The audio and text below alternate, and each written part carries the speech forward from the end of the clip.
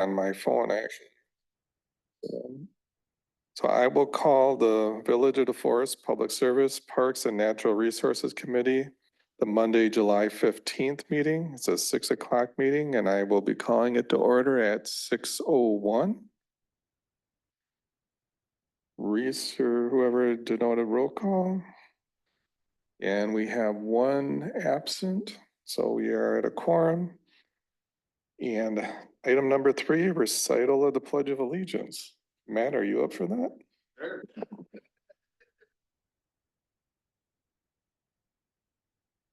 Pledge allegiance to the flag of the United States of America, and to the republic for which it stands, one nation, under God, indivisible, with liberty and justice for all.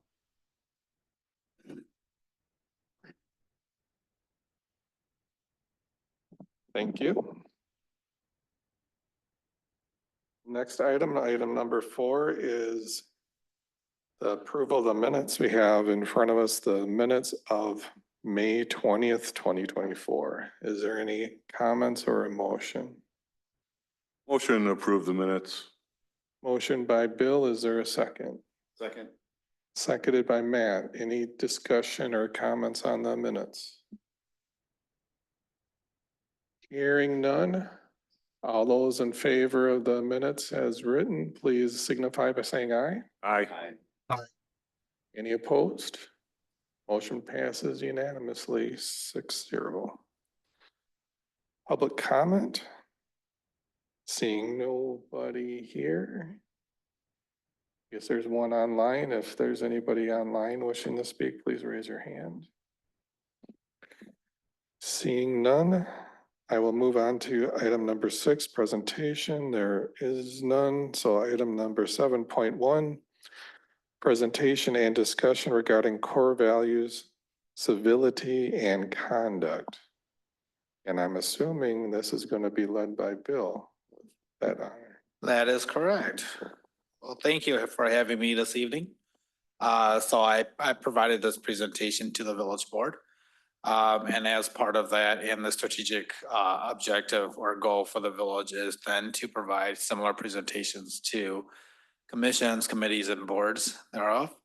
We'll talk about it a little bit in the PowerPoint or at the end of the slides, but you know, I'd love to hear your remarks or suggestions on the core values and or as part of the onboarding process. So I think when you all joined, there was minimal or little onboarding. And so to hear what your thoughts may be of that would be helpful to us as staff as we bring on folks to the different and various commissions and committees to make it a better experience for yourself.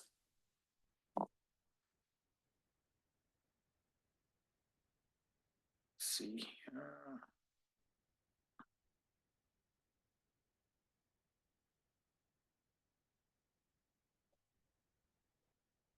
Do you? Okay.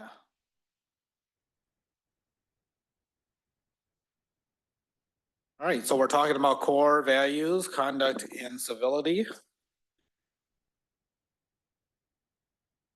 And the purpose is to, let's see here, promote civility, professional conduct, decorum, and effective communication. To provide a respectful and safe environment for debate and civil discourse. Village staff have actually used or practiced the core values since 2021. And kind of leading up to, I believe, the 2023 elections through 2022, the village board operating principles and code of conduct was followed up until 2022. I believe the 2022, 2023, that was kind of dropped. And so as you all know, in regards to the political climate nationally, at the state level, and then some of that infiltrating into the municipal level, coming to a head in 2023, we felt that it was necessary, the village board felt that it was necessary to adopt core values, something that when coming to meetings or interacting with the public, kind of standards to practice by to provide an effective environment for municipal government. So the 12 core values, communicate clearly, see the good in others, enjoy the experience, own your mistakes, have the hard conversations, genuinely care for everyone, take responsibility to build trust, be inclusive, wow the community, commit to learning and growth, embrace creativity and innovation, and then be a good neighbor. So the following slides really defines each of these core values. What you see in your slide in the slide will be an annotation of the verbiage that is in the resolution. It may be tough to get through some of these, so feel free to ask questions as I go through the slides. I'll try to make it as interactive as possible, but there is a lot of verbiage through the next 4 slides.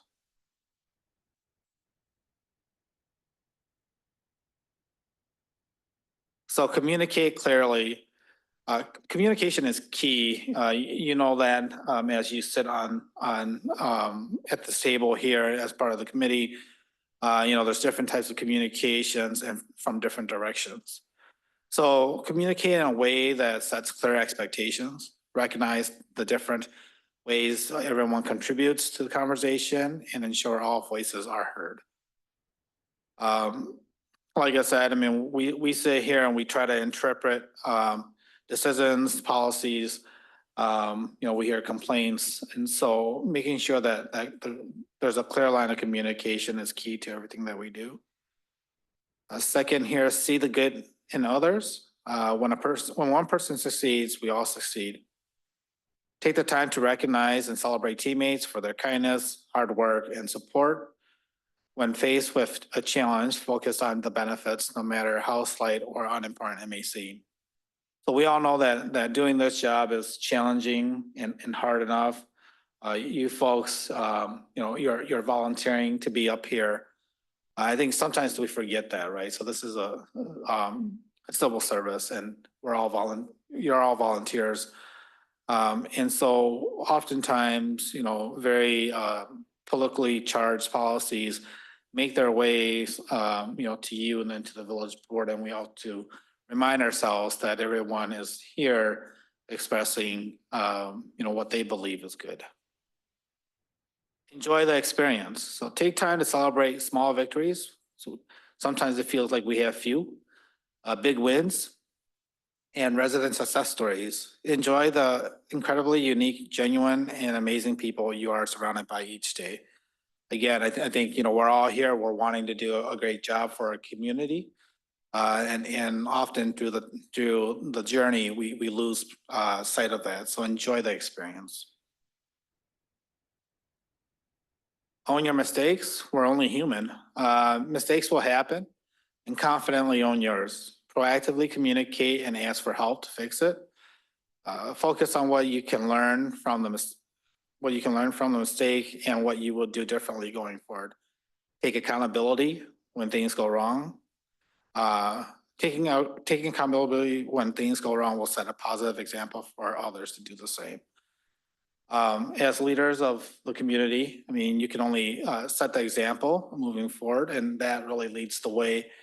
Like I said, we're only human, and so oftentimes we're learning together, and mistakes will happen. It's in my world, as I tell my staff, I don't believe that there isn't a mistake that you can't fix. I know that's not true, but we can often address issues, especially if we're able to identify them early enough. And then related to that, having the hard conversation. Say what needs to be said, but do so with respect and kindness. Be transparent on what you need and why. Bring your ideas to the table without fear of embarrassment. Shift your perspective on feedback. Actively seek it out, both positive and constructive, from your team and the residents, and receive it with gratitude and grace. So again, in our world, we deal with a lot of people who have very different perspectives. And so being able to have those conversations in a civil manner, really brings and filters that issue to a position that can be then eventually decided on. And I think that's really how we get to a resolution. Genuinely care for everyone, build the relationships with fellow trustees or board members, committee members, and staff on the foundation of respect and authentic care. Take time to connect when possible, build trust, and get to know each other personally. I think that's important because oftentimes we'll sit up here and we've discussed this at the village board level, and oftentimes when someone brings a project forward and fights for that project, a questioning or of a project may come off and seem off-putting. But if you start, if you learn the person, you learn their styles, you learn that everyone, cares about the situation and trying to get to a decision point, that can help mitigate some of the angst in the room. And so by building those relationships, you can get there.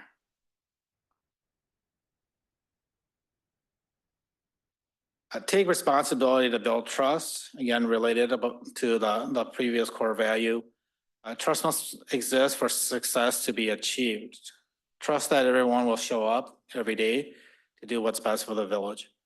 If you've broken trust, realize it's not about your intention, it's about their experience. Again, speaking to, the need for that relationship, it's hard to serve on a board or in a room without trust. And, the actions that each of you take with each other can either build that trust or destroy it, right? Or take away from it. And so taking that extra effort to build a trust, and when it's broken, realize it and be able to move forward. Be inclusive, like I said before, everyone has a voice and a valued opinion. Recognize, compliment, and celebrate people for who they are and appreciate that the differences of the team are what make it stronger.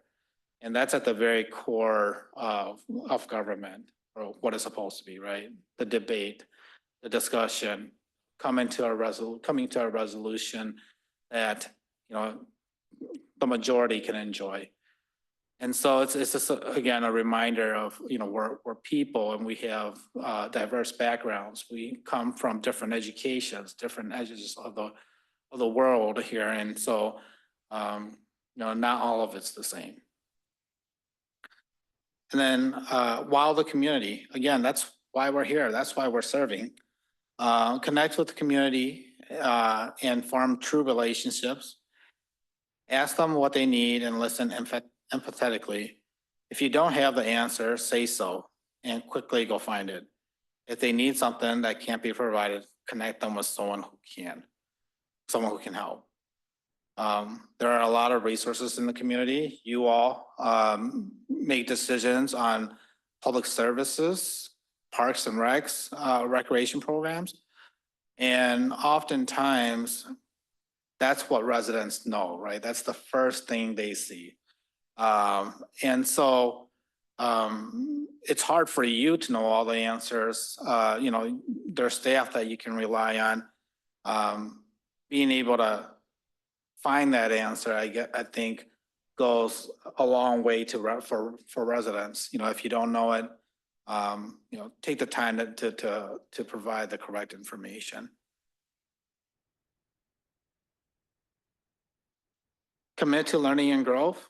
As I stated, we can't possibly know all the answers. Be hungry for personal and professional growth, passionately and enthusiastically take on new challenges. Choose to have a growth mindset. Value lifelong learning and continuous improvement.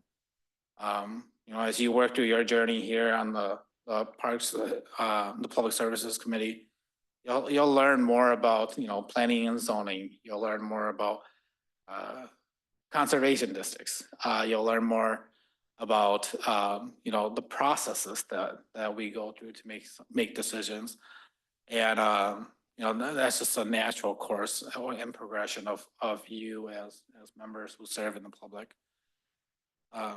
Embrace creativity and innovation, have an open mindset approach to everything that you do. Welcome and encourage diversity of thought. Be proactive by calling attention to issues or potential issues before the mistake might be made. Instead of putting out fires, work to prevent them. And so this is something that we've been trying to address internally as staff. The way that we used to do things isn't necessarily the way to do things anymore. And so thinking our way through challenging issues, addressing challenges in the community that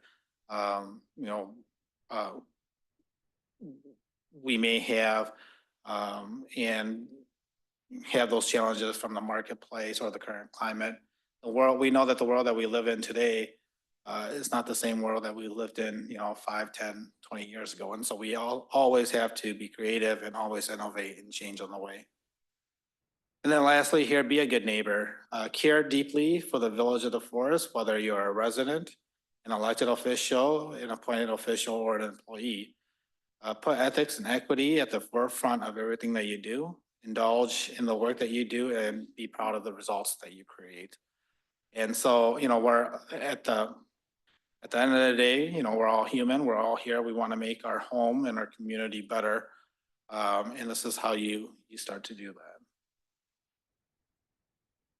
I'll pause there for any questions. All right, I got 2 more slides, but I'll pause there. No questions? So, like I said, this was built into our strategic plan. So every objective and every goal within the plan relates to a core value. And that's how the village board and staff have decided to guide the village forward. And the reason why we did that was, again, like I stated earlier, the SWOT analysis that was conducted really found that tension and distrust between the village board, staff, and community at large was an issue. And if not addressed, it would turn into a threat and really make it challenging to find folks who want to serve in local government. We already have a hard enough time to find volunteers without the tension and distrust. But I give credit when credit's due that the village board trustees addressed it immediately when they saw that it was becoming an issue. So the plan is to review these items annually with the village board and the respective commissions, committees, and boards. As I've talked, I'd like to hear all your suggestions. We plan to make onboarding, whether it's with staff, board members, committee members, more of a formal process. So it'll be good to understand when we do onboarding, not only would we touch on the technical items related to public services and park services, recreation programming, but also touch on some of these items in regards to core values, decorum, ethics, etc. The village started an annual retreat this year, and we'll continue to work through those. And then training opportunities, make those available for committees, commissions that desire it.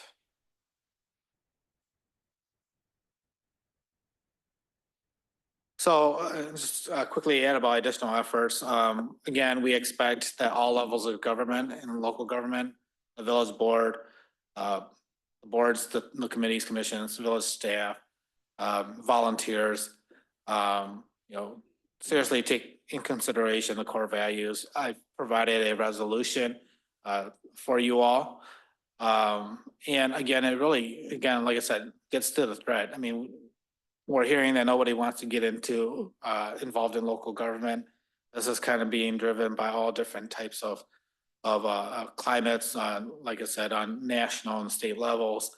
But you know, the local government climate is hurting. I mean, we're hurting for our volunteers, you know, in our fire departments, our volunteers in our recreation programs, volunteers on boards, and as elected officials. I think the last two local elections, we did not have enough candidates sign up, and I think the races were more write-in over the last two spring elections. And that's an issue because that kind of, it tells us that, well, it shows us that there may be a dysfunction somewhere. You know, even if someone wanted to run, you know, something's pushing them away from running. And so, you know, those layers are layered, those items are layered on top of each other, and you know, we want the diversity of thought. We want folks to run and be involved in our government so that we can better serve the community as a whole. And that's what I have. Questions, comments? Anybody? I've got one. So the core values, you mentioned how it was the staff, I shouldn't say staff created, but there was a staff driven thing where it was a 2021 that there was a core values, and I know the village board seemed like it was just over a year ago, but it's probably longer that we reviewed that and pretty much took them on ourselves as a village board. I think there was a couple tweaks to the wording. Do you know if that got incorporated into the staff one, or is it still the same, or is this pretty much the same, but not exactly? So it did not get incorporated into the staff one. So the staff one is similar to the one that was adopted in 2021 for staff. That has a little softer touch to it as an organization. And that was part of the discussion was that the village board cannot fully adopt the staff version because of the work that the village board does or other boards do. But generally the value, you know, from it are still aligned. And so, yeah, I mean, we can definitely go down that route. But I think there are some tidbits within the staff one that touches more on a team management setting than what a board and policy making setting. Mhm. What you presented here tonight was the version that's the village board. That's correct. And this is a little bit, so for again, presentation purposes and not to make it 25 slides.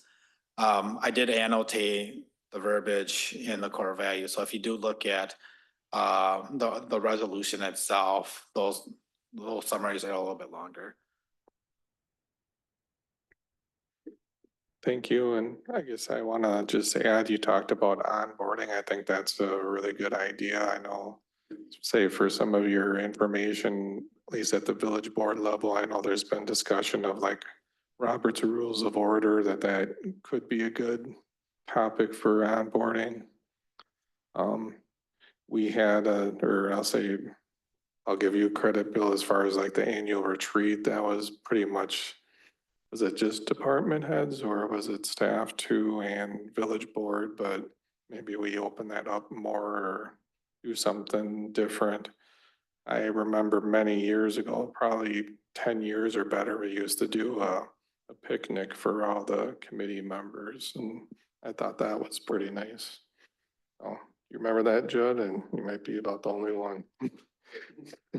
Bill, do you remember that? No? Way before my time. Yeah. No, I like that. I mean, we try to do an annual retreat. It turned out to be an annual training, but that was village board trustees and department heads. I like the idea in regards to a picnic because it'll provide an opportunity for all staff to meet all appointed and elected officials in a setting that's not, you know, a work setting. I like that. Thanks, Jim. And I apologize because I feel like part of my onboarding should have been introducing or getting to meet Mackenzie. So I think we'll get to that a little bit later in the agenda. I know, but I don't think we did it then either, so.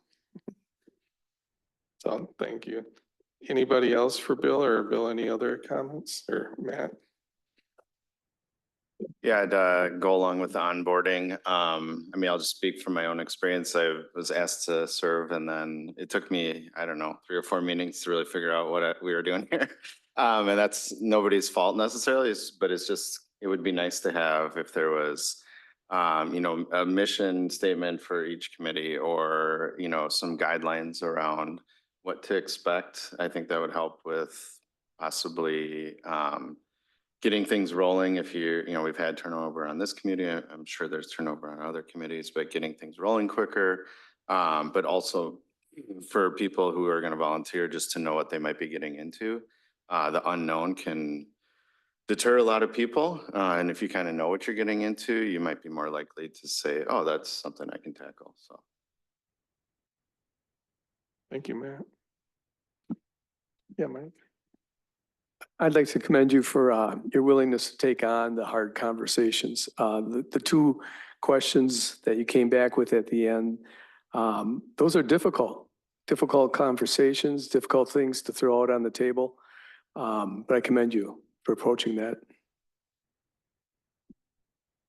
Thank you. Yeah, no, these conversations are never easy. And then, you know, when you talk about them, it gives an uncomfort in the room oftentimes. And, you know, it's not that, you know, we're trying to address per se any issue now, but the continual learning, continual education and training is what really makes it part of the organization, right? So, so that's why we're here. Thank you. Thank you, Bill. Don, you had something? Yeah, the built-into strategic plan, the one about tension and distrust, I think it's gotten so much better, at least in my eyes. I come to a lot of meetings or I watch them on Zoom, and meetings about pin seekers were very hot and heated. There was a lot of emotion in that. And I think people felt that the trustees weren't listening or didn't hear them or didn't care. And I see a whole different change when I have spoken at a couple of meetings this year. I noticed that trustees look at you when you're speaking, and I never saw that before. And I think that's very important because otherwise you feel like nobody's listening. And I also think that people are afraid to speak in front of the board. I think they would rather go in front of a shooting, you know, get shot or executed rather than speak in front of the board. Well, it's difficult. It is really difficult. Some people can do it really easily. I think Judd knows I have a little problem once in a while. But I think Pin Seekers was what, 2 years ago? Does that sound about right? 3 years? Okay, so there is a definite difference, a different climate in the room. I don't feel it's so distrustful anymore. I think everybody, the village trustees, seem to all like each other and work together well. And I think this has a big, you know, because that started kind of after that. I think it has a big, it's really changed everything in my opinion. And I think the staff I've always thought was wonderful, but I'm really hoping that more people will come to the meetings. And I think that's something that would be helpful to see, not just on disc golf or mountain biking or pin seekers, but coming for the regular meetings and seeing what's going on. I think that would be good. And your expectations, I think, are really, really good too. Getting people to run for office is, I don't know how they do it. I don't know how you guys have done it. Your names are all over and people are calling you different things, and it's difficult. I think people are afraid that their good name will be tarnished because of social media. And it, to sometimes it is, unfortunately. And again, like what Matt said, if we had more of a description of every single commission or committee, here's what we're doing, here's what we want to do. I think that was a great idea, Matt, because I didn't know anything either. I thought, okay, I'll just sit here and listen and hopefully learn. But I think you could get more people, and perhaps the meetings are too long. I mean, most of these meetings last really long and everybody's worked all day, and maybe consider cutting them back. I don't know if you can on that bill, but you know, maybe once every couple months have a shorter meeting, or you know, something that would make people more interested maybe in watching or even committing to run for trustee. And then again, as far as the opportunities to join all of these commissions and that, I found it hard to find the form online. I had to call and speak to one of the nice people here in the office and found it, but I did find it harder to find. Now, maybe the Engage DeForest is got it listed better, maybe the new format, the new website maybe, but I did find it hard to find. And thank you for everything, Bill. You did a great job. Yep, Mackenzie. Yeah, as a new member, I'll just emphasize what Matthew said. Very uncertain walking into this, knowing what I'm getting into. So some type of onboarding would be appreciated and helpful, and help calm some nerves, at least for that first meeting too. Just a few comments on some other pieces. The core value that I really appreciate is to enjoy the experience and celebrating those victories, like Bill said. I think that's a crucial aspect and sometimes gets lost in the work that we do. So finding time in our meetings to at least appreciate some of the wins or some of the success stories that the community is experiencing too, something I've found valuable in my professional career and with my teams. And then the last thing that I'll mention is I'm not sure, and again, this comes back to being new, but the agenda that we do have comes out on Fridays, and then we have our meetings come on Mondays too, which is a very short time to review that fully. So just I would recommend or explore or just consider bumping that out to a week. I understand there's different timelines and due dates with things, but that would help all of us bring our best prepared selves to these meetings and feel like we have a full grasp of everything being talked about.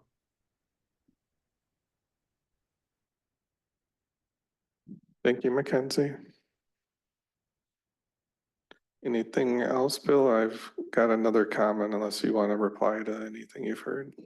Yeah, no, all very good comments. I appreciate taking the time just to have this discussion outside of normal agenda items. And so staff and I, we only know what we know, right? And so your comments and suggestions are taken, and I see Reese writing notes over there too. So we'll try to implement some of these items as soon as we can. I just wanted to highlight something you said. I'm guessing it's somewhere in those core values. But I like your term. You used the diversity of opinions, I think you said, or diversity of thought. And I know I never heard that term, but I think I've done that in the past. And I think it's really nice to see that implemented, where when you see somebody come and they often are very, say, tense, or like you said, they're maybe not comfortable speaking, but you can tell they do have a lot of opinion. I find myself thinking, oh, there is a really good committee member they have there. So I thank you all, because I think everybody in this room has had some diversity of thought at some point, and now you're all on the committee. So I personally look forward to that, and contrary to maybe the length that shortening the length, Dawn, I do very much like to have the discussion. So I again appreciate the diversity of thought and hope that you all speak up and whenever needed. So I welcome that, and I thank you, Bill, or anybody else want to sum it up, or Dawn? Maybe I said it wrong. I don't mean this meeting cutting it short. I mean your village board meetings to get people maybe more interested or wanting to be a trustee, because you're not only a trustee, you're also members of different committees or commissions. So it's a time commitment. And perhaps that's what I meant. I didn't mean this meeting. You do fine. Okay, thank you. I will add, these meetings are shorter. Even the village board meetings are way shorter than when I first got on the board. Was not uncommon to go till 1 a.m.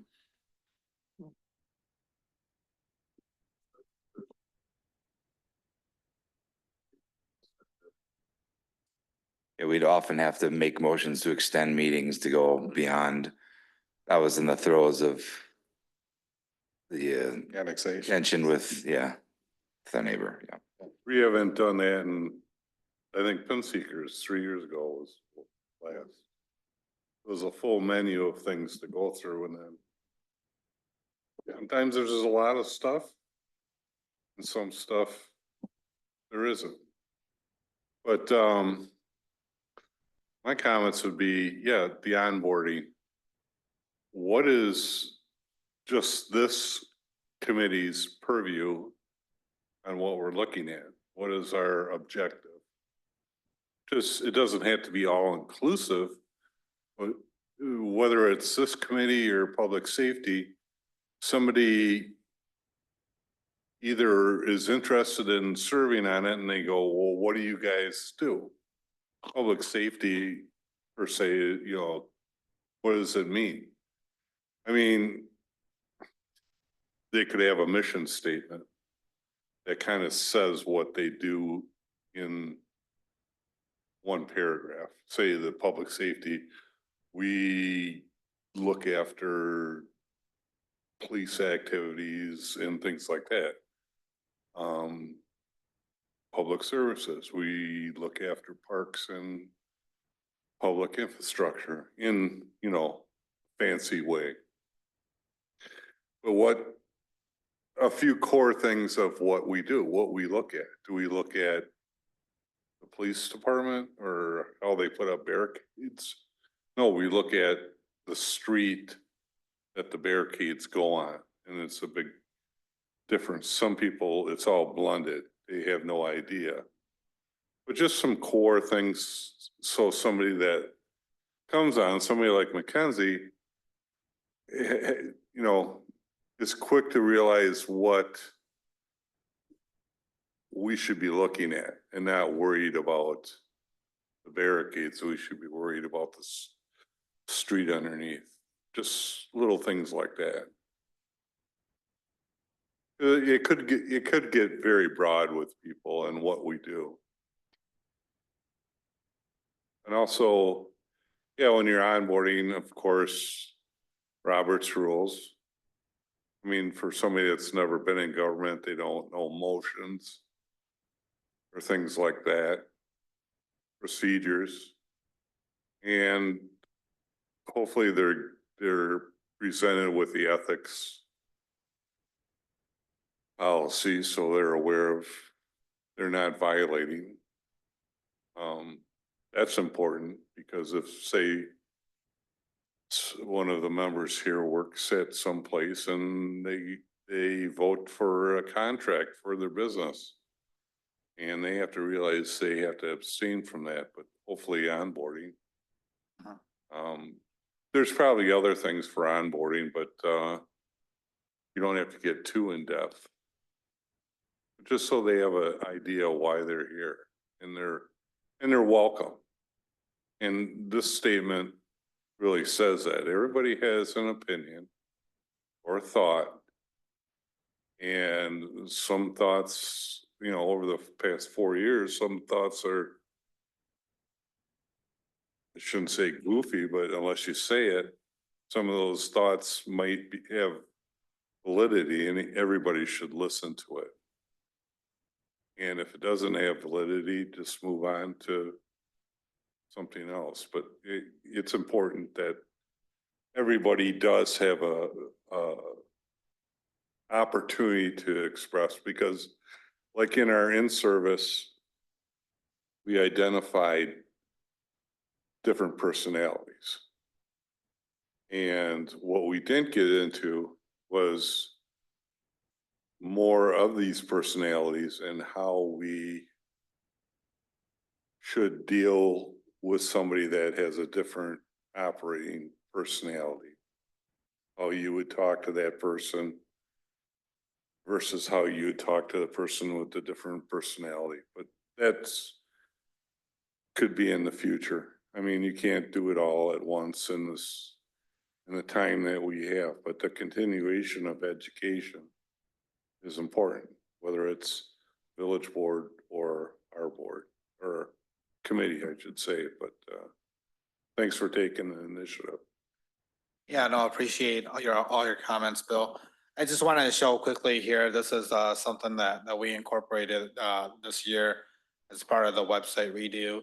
All the committees are listed in this onboard gov, which is a part of the website. You go to the tab and government and boards and commissions. And part of in addition to the onboarding, identifying missions, definitions, or each of the boards and commissions is, you know, where does that information live? And so we want to make it easily accessible to folks who may have interest, whether it's a search bar or something else. But again, I wanted to make this available for you to take a look at. It's a pretty cool unit here in that it provides the details on the boards. Sorry, that's public safety. Kind of the composition and how it was created, staff contact, and then also has terms down here too, history and timeline. So it's a neat little tool to use if you're ever curious about your terms. So, yeah, this is all new, correct?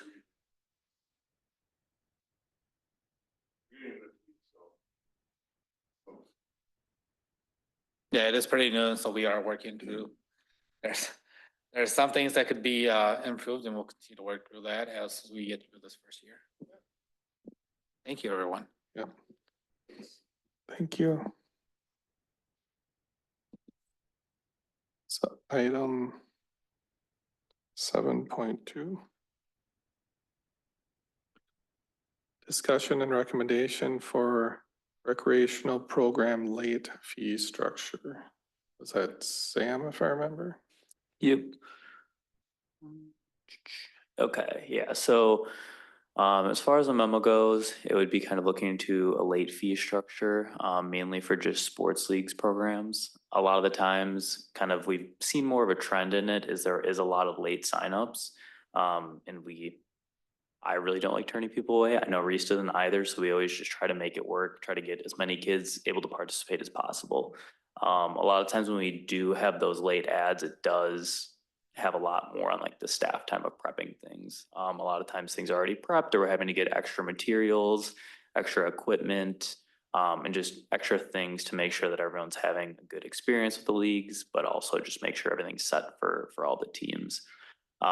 So one thing that we'd like to look into would just be adding a late fee for all the sports leagues. I kind of did a few different number runs on things, and I mean, last year alone, in the last calendar year, we had 1,300 kids signed up for sports leagues. 127 of them were past the late registration point, so it's like 10% of all the all of the registrants. So there is a decent amount there, and then like for each one of those 127, there was additional things that needed staff doing and set up to make sure that they could participate. So one thing that we'd be kind of looking at to try to curve it, and kind of recommendation that I would have would be the $5 late fee. and kind of adding that in. There's a handful of different options, and these were all based across like 9 different municipalities. To kind of let us know what they have done for theirs. So we can pull that up and show that for a second. But yeah, everyone kind of had their own thing, whether it was $5, $10. There were a few that just don't even take late registrations. There are a few that are trying to kind of get their late registration fees added. There's a few that have percentages. Personally, I think the best would be the $5 one. It's not gonna, hopefully at that point, it's gonna make it so we're trying to limit the late registration because you don't want to incur that extra $5 fee, but it's also not too much of a barrier where someone's like, I can't physically afford this program now. So hopefully that would kind of, and I know in the past too, we do have an early bird fee, so you get a $10, pretty much $10 off if you sign up early. And it seems like it's a great thing to have, and I'd say we continue to do that, but we still have seen a lot of those late ads trending. So hopefully this would kind of help curve that a little bit. And then if they do still sign up late, it's just another $5 that would then go into the budget and kind of help some of that extra staff time that we're spending to try to make sure that everyone's having a good time in all the sports leagues. Yeah, and I just wanted to add that when we talked about this, we're only looking at doing this for the sports leagues. We're not looking to do this for any of the enrichment programs or adult fitness. Those do not have as much extra work on staff when we have late ads, because a lot of times it's communicating with those instructors and saying, do you have the materials already for this to add a participant? Where for the sports leagues, yeah, we're figuring out, do we have enough jerseys, communicating with coaches, making sure that, so there's just a lot more that goes into the sport leagues for a late ad than there does for other programs. And then like timeline and everything too, we wouldn't be looking to implement this right away. We're really trying to crunch the numbers and everything for a guide that we're gonna have come out in like a week and a half to 2 weeks. So we would want to put this into the 2025 spring and summer guide. So we'd have a little bit too to kind of get everyone used to it, broadcast that, let people know that will be going in the guide rather than putting it in the guide that's coming out in a week and a half. So yeah. Thank you, Sam. Any comments, Bill? I'd be comfortable with $10, and it looks like it's comparable with other communities of our size. And yeah, I'd be comfortable with the $10 late fee.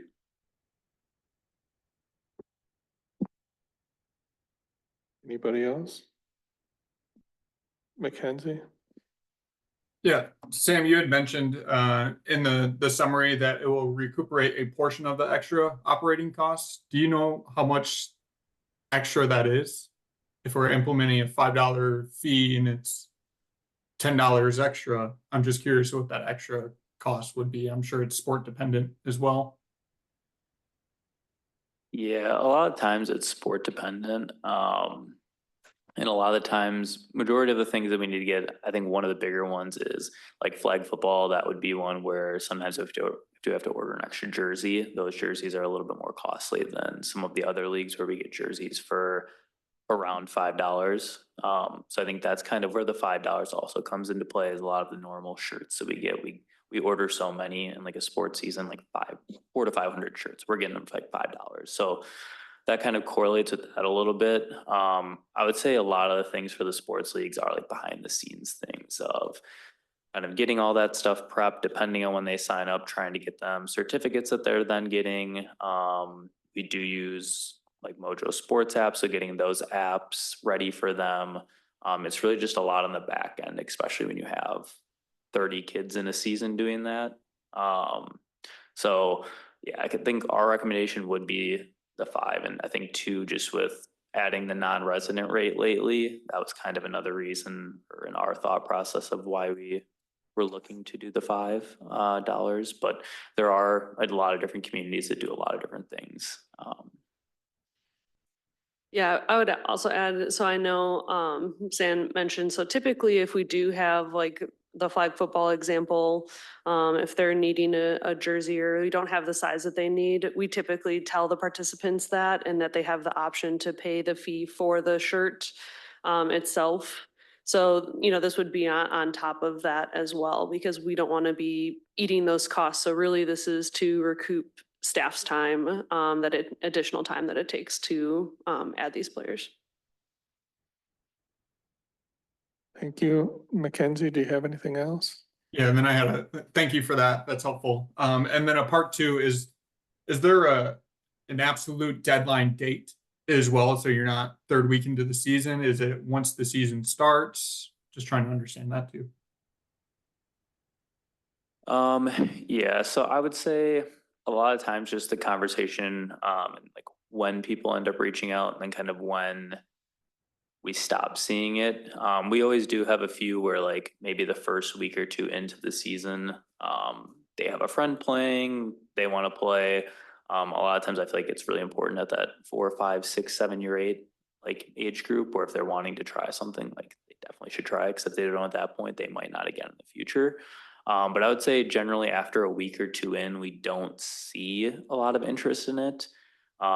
If there were someone at that point, I think it'd be a conversation that we would have with them of like, can we get you on a team at this point? And are you like, there's not going to be a prorated amount for this and you still need to pay the $5 late fee. And then it would be a conversation from there. In that case, I'm in favor of the $5. I really like what Fitchburg Rec does along with Fort Atkinson, as far as not guaranteeing registration after the deadlines. And then what Fitchburg does is not prorating it as well too. So with those two kind of in place, I support the $5. Thank you, Mackenzie. Dawn? I'll have to agree with Bill. $5 just doesn't seem to cover all the time involved behind the scenes of all the extra work of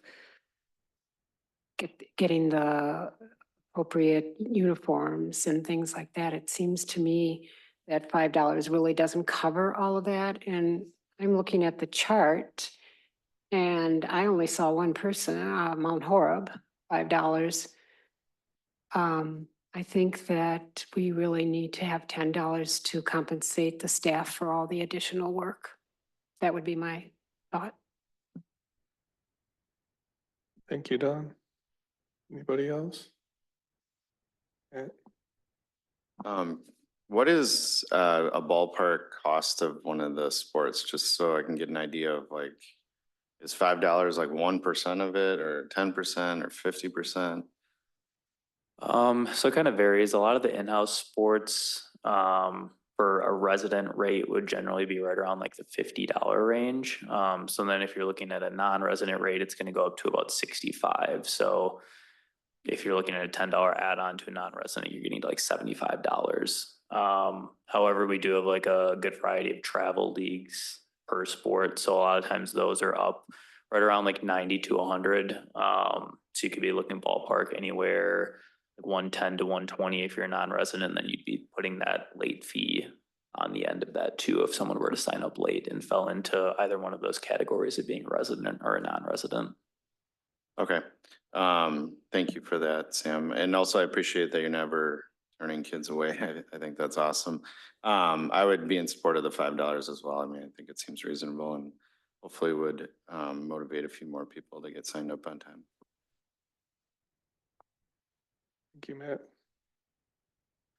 I guess if I could state my opinion would be for the $10, and I'd be more willing to say waive it if it was a hardship, but or even if it's a first time offense type thing.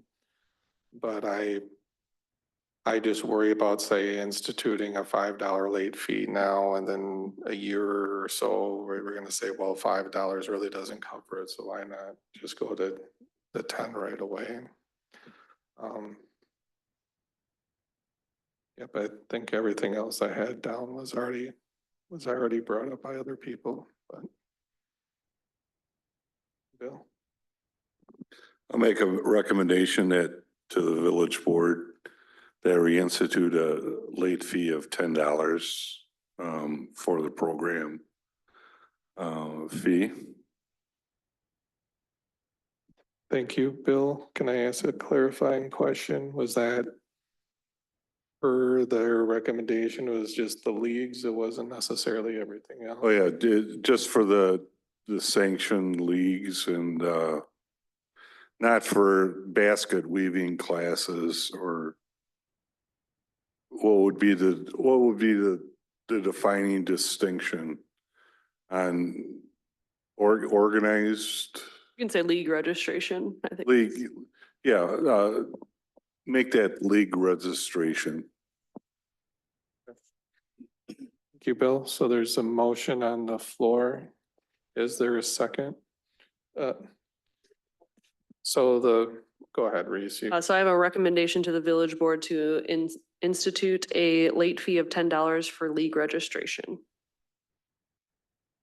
Is there a second? Seconded by Dawn. Any further discussion?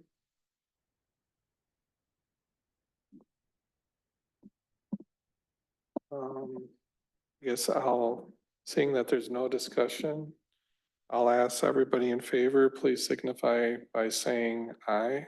Aye. Aye. Any opposed? Motion passes 6-0. Thank you all. And I'm assuming this is coming to the village board, correct? So can we just be noted when it comes to the village board that there was differences of opinion, 10 versus 5, so we could have that continued discussion? Sure, certainly.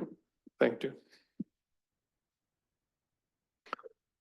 So item number 7.3, discussion on sanctioned organization model.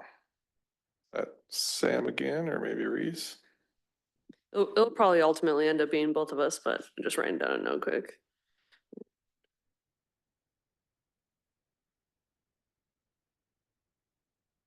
Okay. So I really wanted to have this here tonight, mostly just for discussion to kind of get the committee's feedback here and then ultimately to come back with something if the committee feels that it's needed. But Sam and I have kind of noticed a significant trend for sanctioned organizations and our sanction program for facility use. That is something that it's a very large impact to our budget ultimately. Because as the more sanctioned organizations come around, that's more usage on the fields. They have the highest priority. And they get a great rate. And we have some great groups that we work with. It's not anything against these groups. It's more of getting an idea of what our philosophy is going to be going forward. Do we want to continue to prioritize these sanction groups? What is the level that we want to consider as these sanction groups? Or do we want to make a shift here and change what that priority is and look to recoup some more costs? If I actually could just get the mouse and drive, that would be great.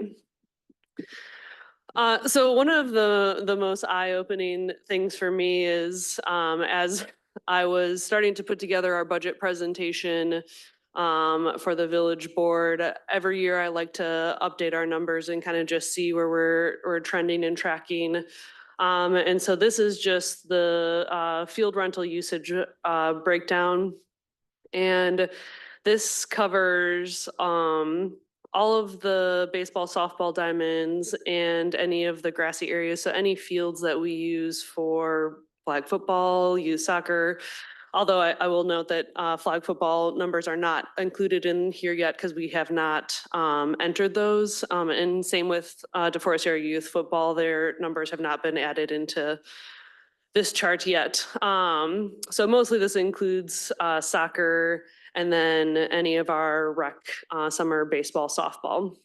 So if you look at the usage, nearly 45% of our usage of our fields is sanctioned groups. And I would say sanctioned groups from this chart is just baseball and softball fields. And then you see the next biggest user is rec programs. And then it goes to other which is outside user groups. That would be like the GRB. Those include the tournament rentals. Those are all included in there. Then it's adult softball, who they have their own rate structure. And then it's the high school. And then when you look at the revenue wheel, I think that tells a completely different picture. So a group who's using 45% of our usage contributes not even 8% of the revenue for the facilities. Rec is not included in that pinwheel because we do charge a registration field, but we do not pay to rent our own facilities. So it would not, there wouldn't be an equitable way to include that in there. And then you look at adult softball, who does 4.5%, and they almost pay the exact same amount as the sanctioned user groups. And then you see other that is incorporating a significantly large portion of those costs. So, you know, from that told the picture that I think Sam and I have really been seeing over the last few years is that, you know, what direction do we really want to go? Every year we continue to have more groups that are submitting to be sanctioned organizations, and it's because there continues to be an increase in what I would call like the tournament teams, where, you know, parents are saying, oh, hey, let's take these 12 kids, let's get them together. We're going to form a team. We're not going to be a part of any certain league or anything. We're going to save some money and we're going to rent these facilities. I would say almost every single sanctioned organization application that we've received, they're hitting that 50% almost on the nail every year. So they're, you know, I don't know if that's what they're doing is making sure that when they're selecting their teams, they're getting just at that percentage. I also feel like, you know, and I wasn't here when the sanction program definition was developed, but my understanding has always been when being here that this was really for the intention of when our department did not have the capacity to be able to handle league sports and organize that for the community. There was the Windsor Heat, there was DAFL, there was other groups in the community who really kind of carried that load. And now I think our department is positioned in such a different way that we have the capacity to be able to have these leagues. And we open up our registration to everybody. We don't exclude anybody compared to, I think, some of these tournament teams, you know, they're picking 12 kids. They're not allowing registration open to the entire community, yet they're paying $25 for a season to have 45 practices. You know, that to me is something that I think it needs to be brought to a discussion. So some areas that we were looking at that we wanted to, you know, look at is one, where the village fits in the priority for scheduling. Right now, we are not the highest priority. It goes sanctioned user groups, then it in the high school, and then it goes our rec programs, and then it's GRB kind of has its own one, and then it's open to anybody else. You know, so do we want to look at that? Do we want to look at what the costs are for sanctioned organizations, as in, you know, do we look to charge them a per practice fee going forward, trying to keep maybe some of those, keeping the game prices down and tournament prices down? And trying to think if there was, like those were the two major ones that I think we were, you know, really looking at and just wanting to see what the committee's views were on this. And I don't know if there's anything else that you want to add, Sam, or?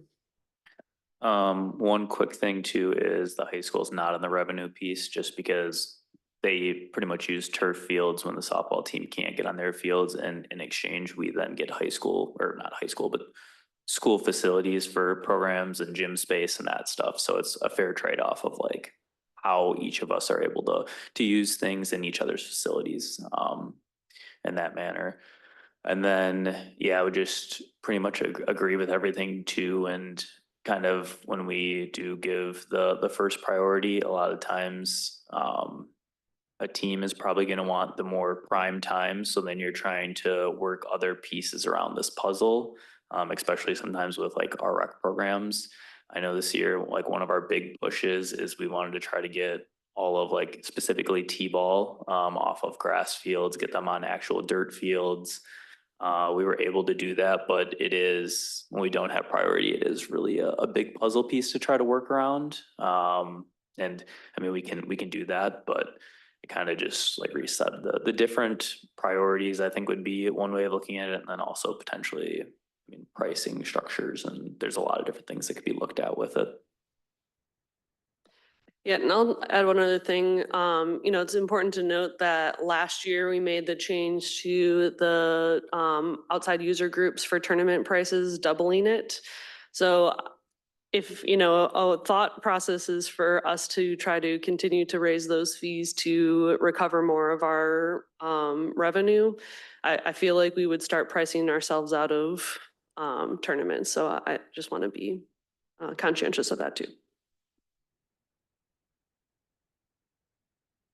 Thank you. Anybody want to start a discussion, comments, Bill? Yeah, I support somewhat defining what our mission was when we first had that sanctioned groups. It sounds like some of these groups, they aren't 501c nonprofits, like isn't the Windsor Heat nonprofit? And it's what it sounds like is somebody's seen these loopholes and, well, we're this, we're that. And it's obvious that kids are getting excluded, that,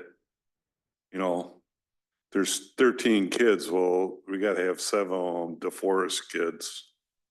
That's not right. Nobody admits that, but as you said, you've probably seen it. Otherwise, it's going to get out of hand. It's going to be like a spider web, and all of a sudden, boom. Well, they can do that. We're, why can't we do it? So if we get the definitions down, so everybody knows. I saw that $25 practice fee, and I saw that previously. Is that per team for the whole year? Yeah, it's per team, per season. So if Right, for right. softball, Windsor Heat is an example, they do a summer league and then they do a fall ball. If they have teams for fall ball, they would have to pay that 25 again. Now, what does that include? They say they have a 3 p.m. practice. Do they expect the field to be lined and groomed and, We do not, like for a tournament? yeah, we do not do any prep for practices. Okay. So we're really not incurring any extra expenses, like having somebody go out and make sure the lines to first base. Yeah, okay. Just want to understand that. Yeah, we're not creating any extra expenses with practices, but we are creating lost revenue. So any time slot that a sanction group gets for practice, that's lost revenue from a outside organization who would pay for that same time. Now, is that a problem or not so much of a problem?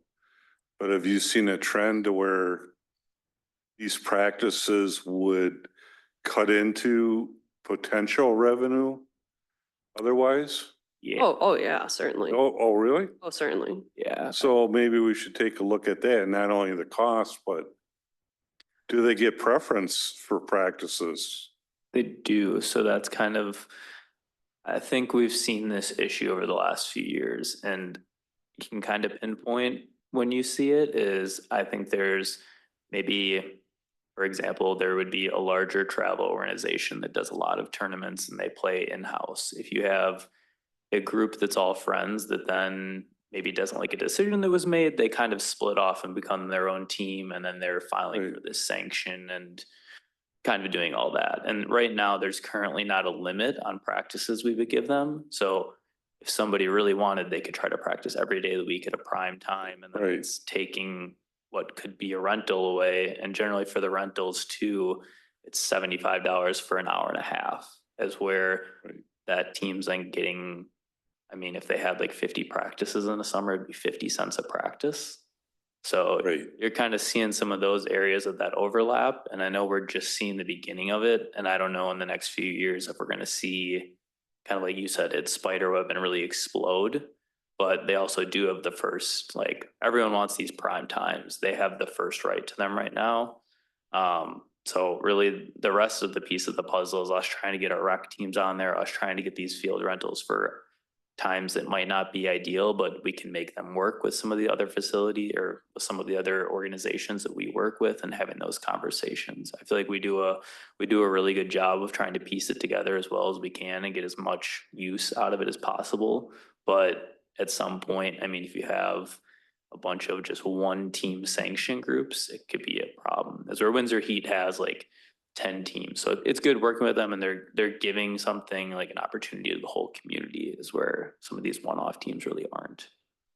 Yeah, and the other thing, like, looking at how we did scheduling this year and the mix of what we have, I would say we're at capacity, for, sanction groups, because, we barely were able to get our rec teams in for enough practices and games, and we still mix in some outside user groups here and there on a weekday to get them a practice. But I mean, it would be hard if we had many more sanction groups going forward for us to be able to find space.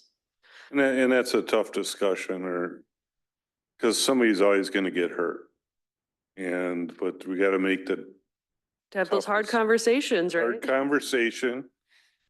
And as I've learned, well, famous quote that I've fair and consistent. So everybody knows what to expect. I remember it was 2 years ago when the little leaguers came to the village board meeting and everybody was teary eyed and whatever, but it comes down to fair and consistency. And, I know it didn't go the way you wanted it. I know how I voted, but you gotta make that fair and consistent so all these teams know. Not that they can bend the rules or exclude a Windsor person just because they have to meet this quota. I mean, you have that quota or that 50-50 just for a baseline, and it's pretty good. But if, as you're saying, if people that's their motivation, that's wrong. The ultimate motivation.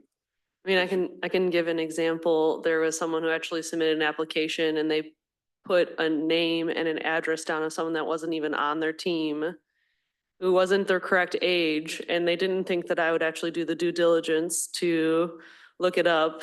And they were like, well, we did it to make sure that we reached the 50%. And I was like, yeah, well, you just lied on your application. So like, I mean, those are things that are happening and have happened.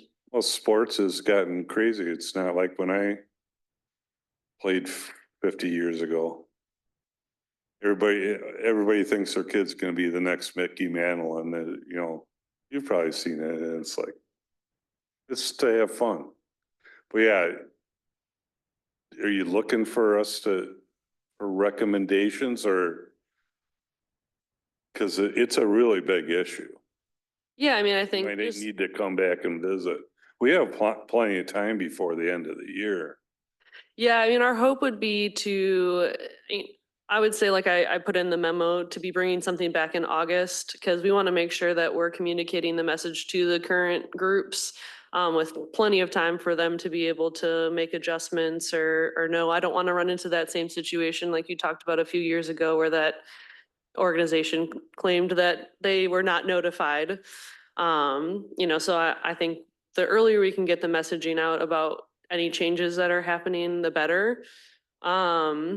I think what I'm looking for is just direction from the committee of what they want us to review. If they want us to review both the definition, the priority, and the fees, or kind of what areas they would like for us to bring back for future discussion and action.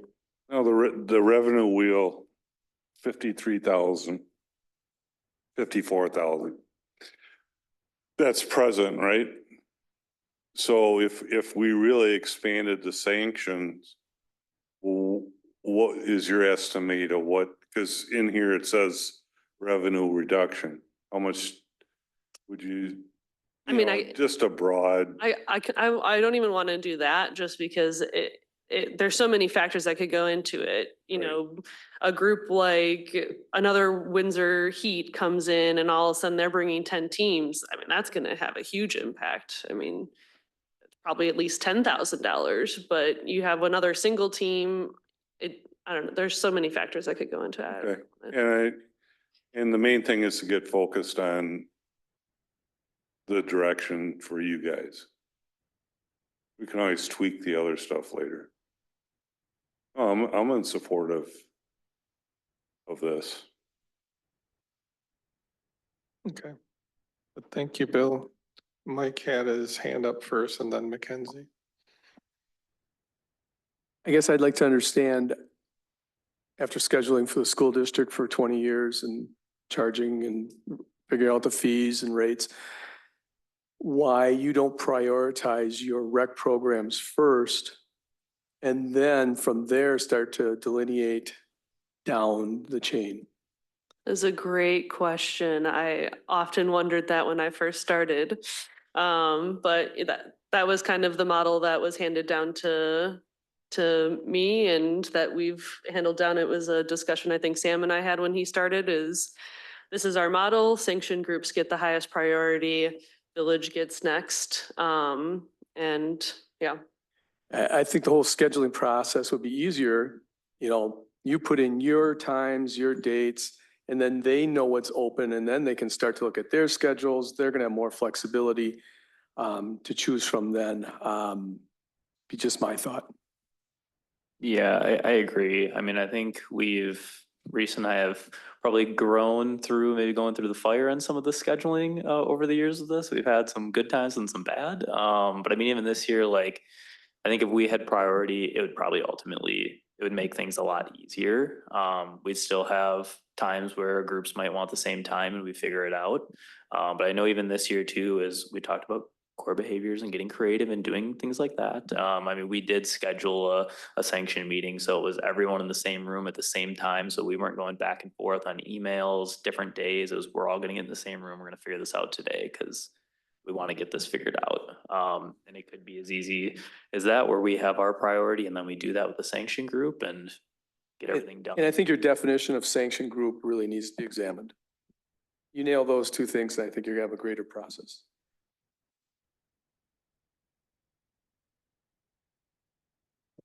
Mackenzie?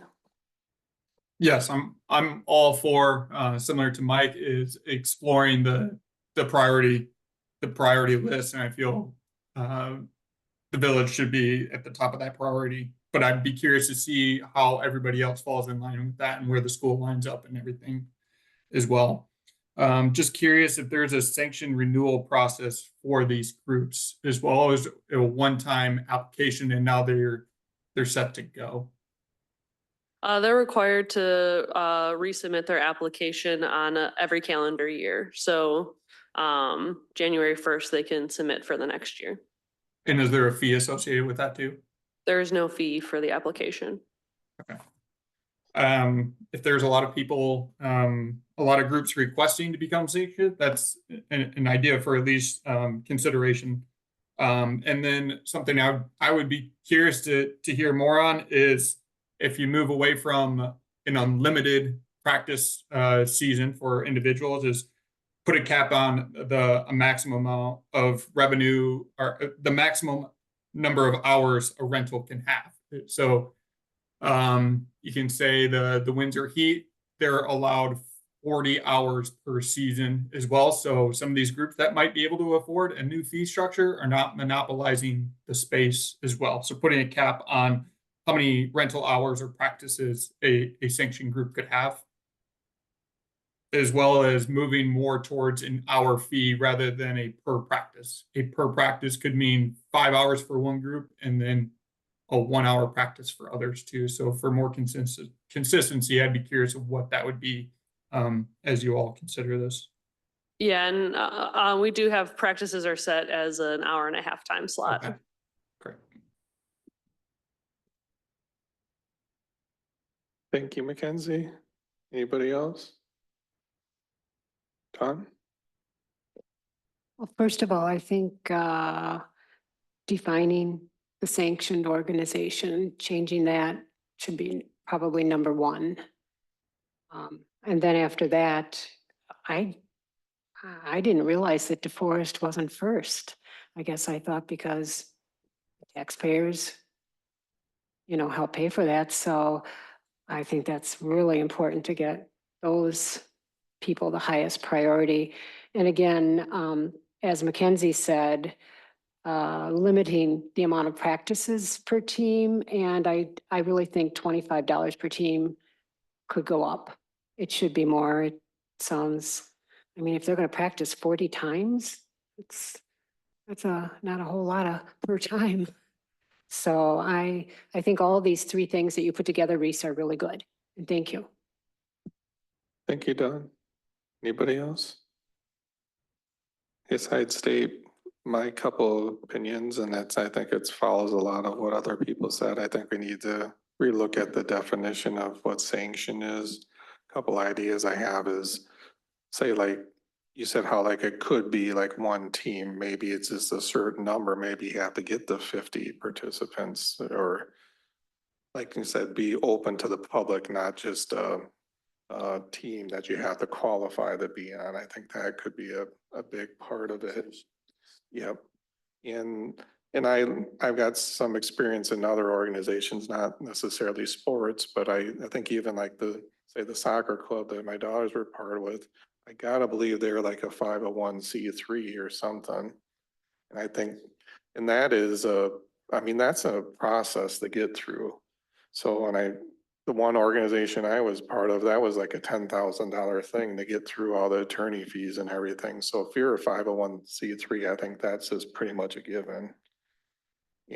But I gotta believe, well, again, I'm speculating, but if you're a team of 12 people, you're not going through the hassle of doing a 501c3, I'm guessing. So I guess I offer that as a potential as far as a qualifying thing.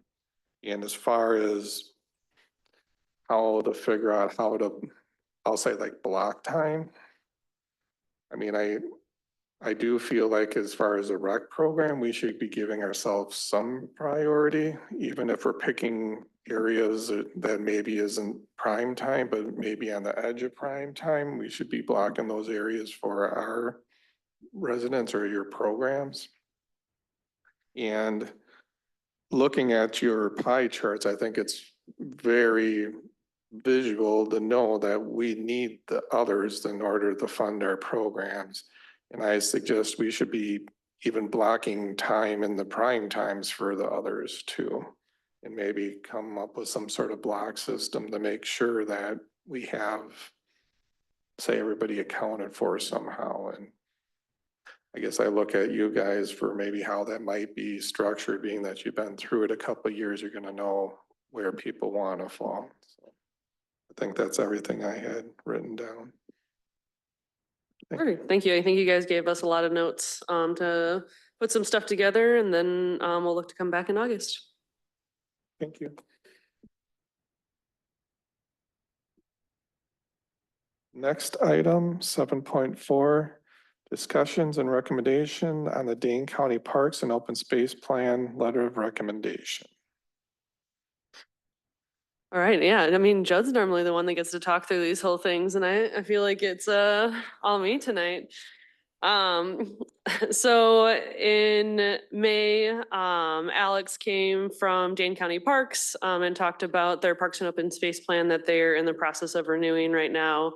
So I went back because I did not write this letter right after our last meeting, so I had to rewatch our last meeting to try to jot down all the notes that everyone had, but just tried to basically incorporate what was talked about in our last meeting and have it be something that would be easy to read. So looking to see if there was anything else that the committee wanted to add here before we bring it to the first meeting in August for the village board to then send on that recommendation to Dane County. Anybody? Sorry, I'm looking ahead on the agenda and I think the storm is queuing up a little bit too early. That's on their next.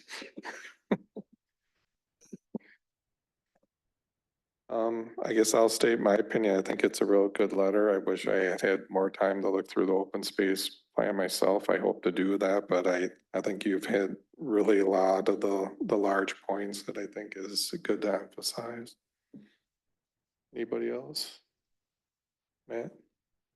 I'll just echo what Jim said. I think it's a great letter. I think it hits on some very key things that continue to help our community grow. And as Bill has said in the past, like our community of trails, and there's a huge emphasis on that and extending those trails into places that people want to get to. So I think it's fantastic. Thank you. So we'd be looking for a motion and a recommendation then to go on to the village board with the letter. Okay, anybody willing to make that motion?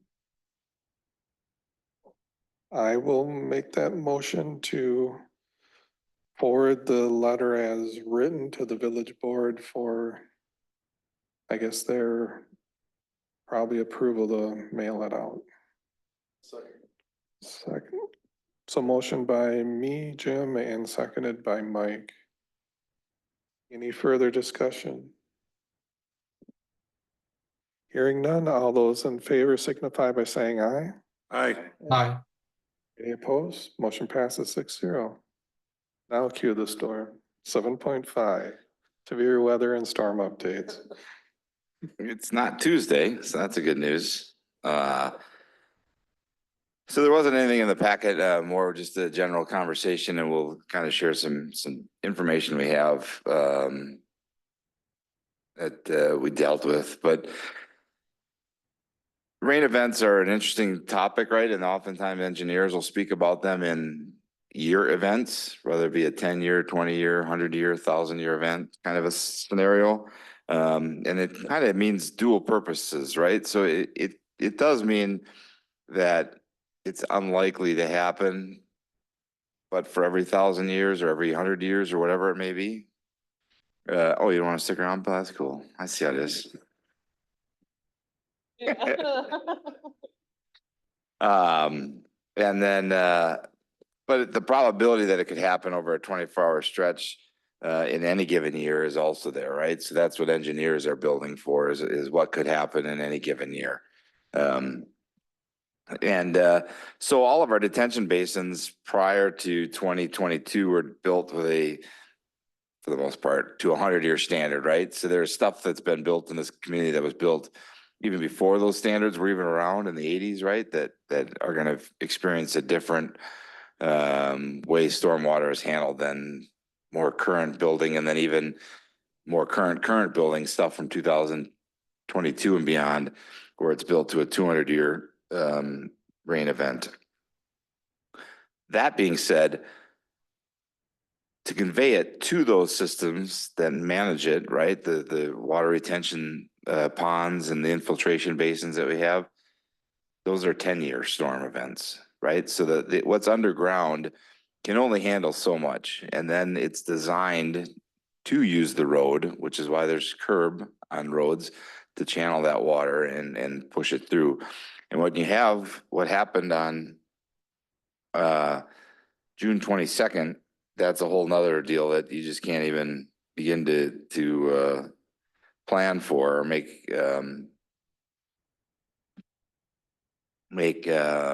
questions on, right? So where's that other one in?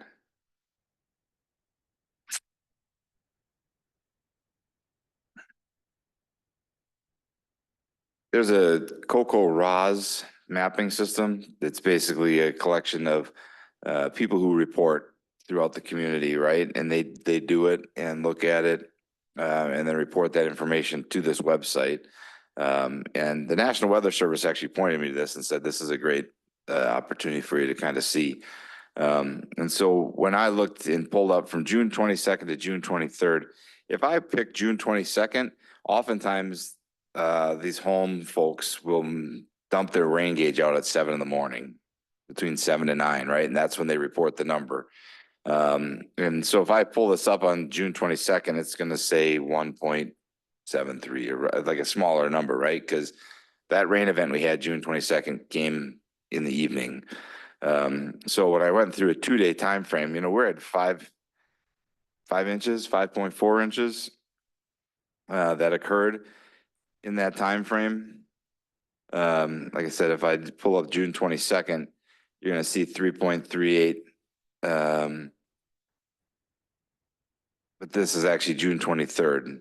So that was the amount of rain that fell. When you put that into the models that the National Weather Service and others use, right?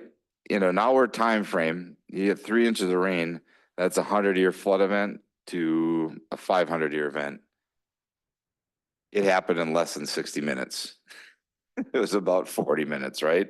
So even if we go to a 30-minute time frame, we're at a 500 to 1,000-year event. I mean, it's a freak occurrence that happened. And we had, all in all, the stormwater system functioned as it's supposed to, and we got through it in pretty good standing. Did some people get water in their houses, in their basements, in their apartments? Certainly.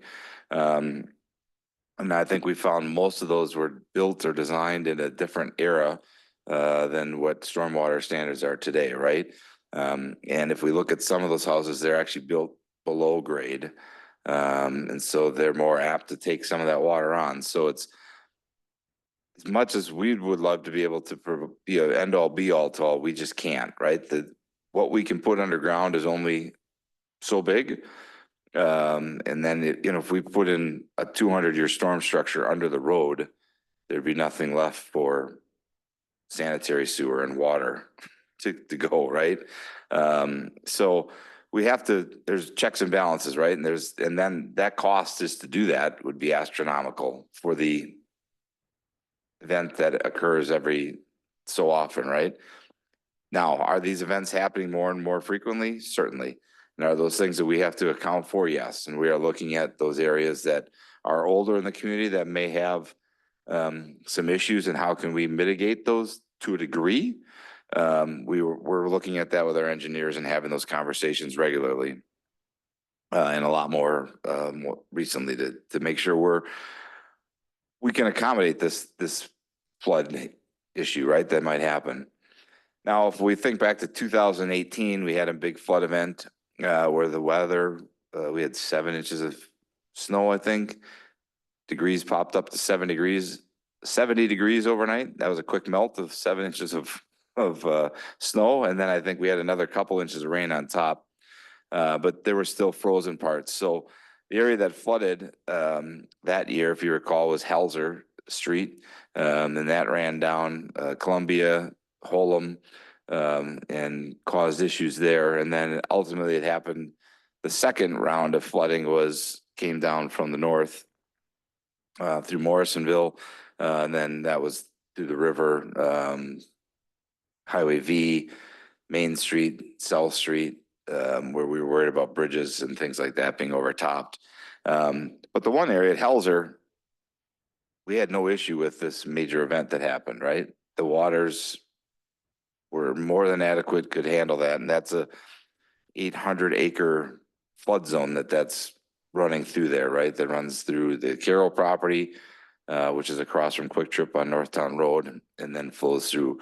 So I think we learned some things that the storm system we have is adequate enough to handle that when we've got the storage capacity going back upstream. I think what happened in 2018 was there was an ice chunk that blocked that. Water overtopped, and it backed up so much that by the time we could relieve that pressure, it was too late, and the flooding was on, right? So we know those are areas that we have to monitor and keep better close tabs on during the winter months. But then other areas where down by the high school, we may need to find other opportunities to help alleviate a little bit more of that stormwater. that's coming from about a 400-acre section. So it kind of comes in two sections, and there's a crest there, if you can picture that.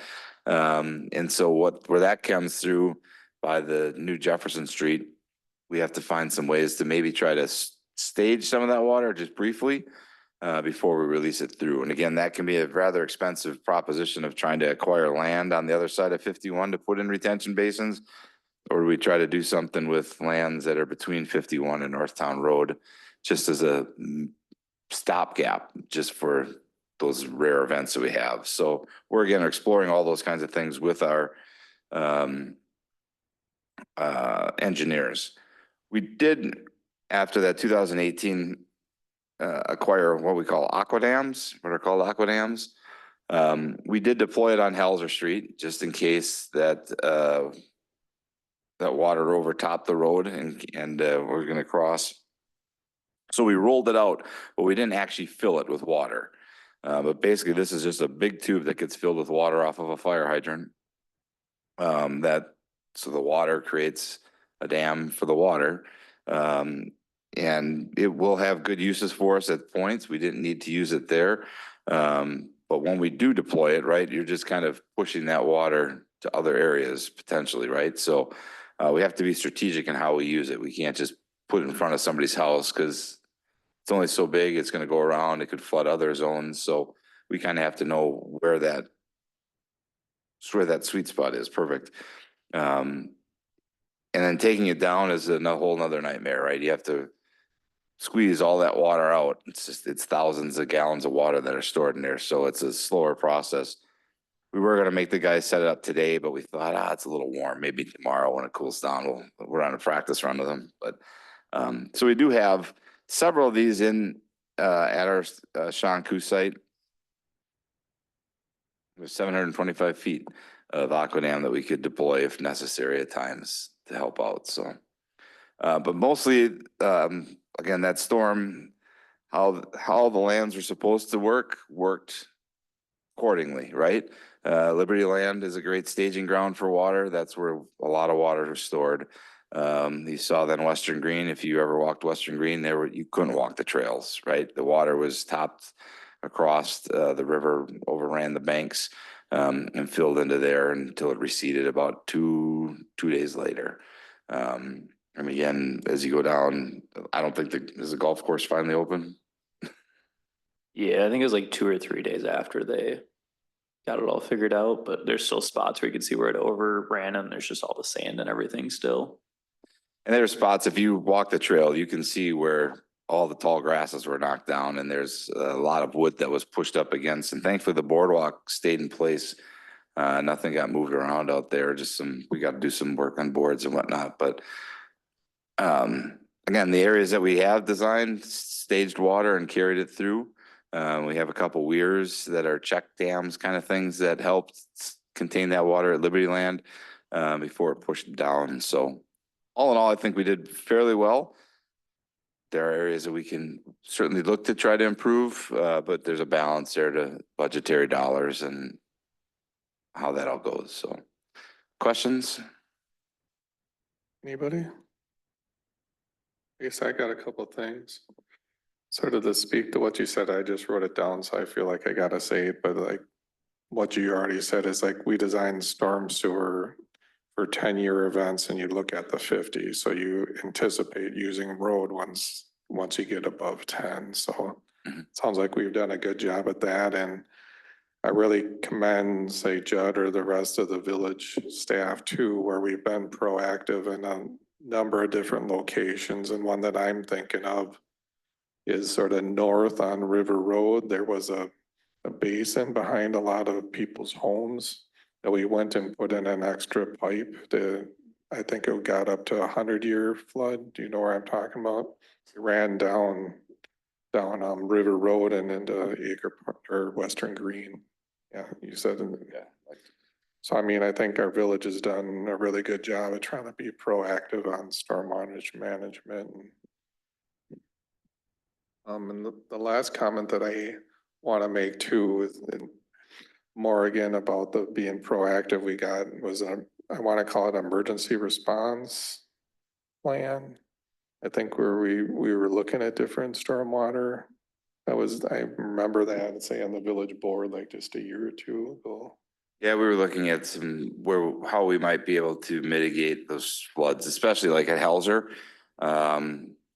What we might want to do if there's more, so like we own, for those that don't know, over by Windsor Fields, the soccer fields, whatever is it, Windsor Sports Complex, Windsor Commons. There's some water basins there. That's actually the Village of the Forest. It's the Yankee detention basins that the village purchased 20 years ago, whatever, like a long time ago, right? And that's helped stage water and store water, some of that from that 800-acre area.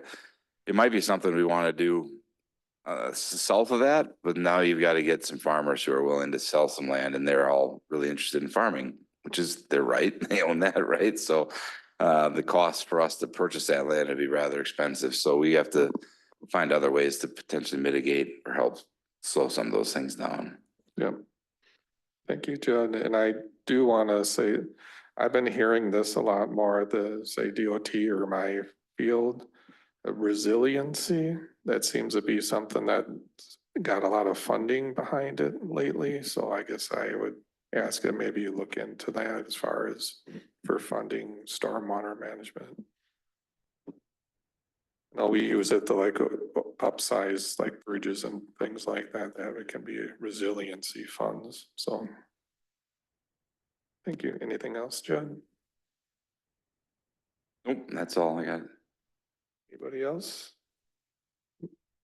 So 7.6, pretty exciting thing as far as I'm concerned. Looks like Greg, you get Yep. a good one. I'll talk. We all get a turn. He gets fun stuff. So we just thought we'd update the committee here on the lands that we are purchasing and receiving.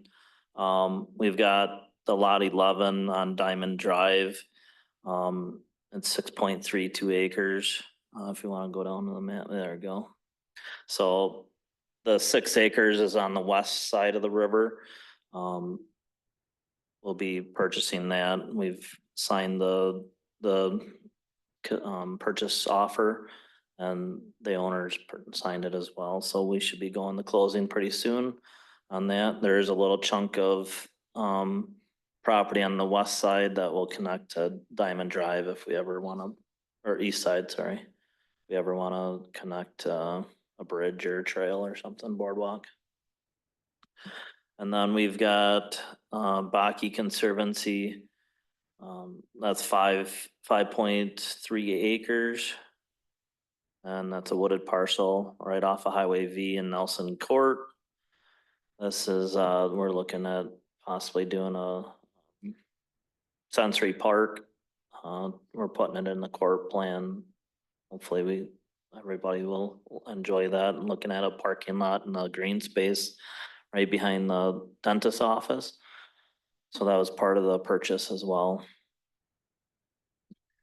Yep, so there's a fence and a gate at the end of Nelson Court that's fully overgrown with trees.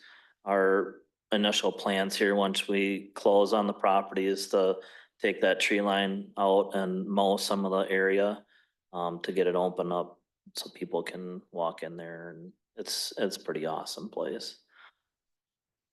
That should be closing pretty soon as well. And then we've got with some new development agreement with the Parktown Development Group.